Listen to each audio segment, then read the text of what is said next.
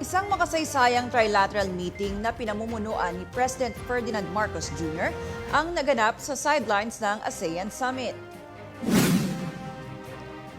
Pinangasiwaan ng Pangulo ang pag-uusap sa pagitan ng Thailand at Cambodia upang mapaluwag ang tensyon kaugnay ng kanilang border dispute.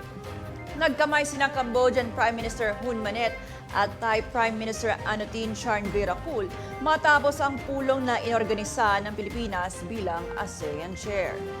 Ayon kay Marcos, layunin ng pagpupulong na isulong ang dialogo, paggalang at mapayapang resolusyon sa patuloy na alitan sa border na nauwi na sa mga armadong sagupaan noong 2025. Tinatayang umabot sa halos 150 katao ang nasawi at daang-daang libo ang naapektuhan sa labanan bago magkaroon ng pansamantalang ceasefire sa pamamagitan ng ASEAN.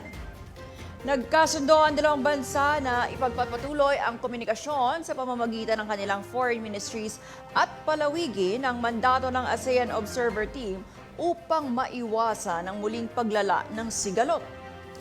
Parehong nagpasalamat ang Thailand at Cambodia sa Pilipinas sa papel nito sa pagpapadali ng pag-uusap para sa kapayapaan at katatagan sa rehiyon.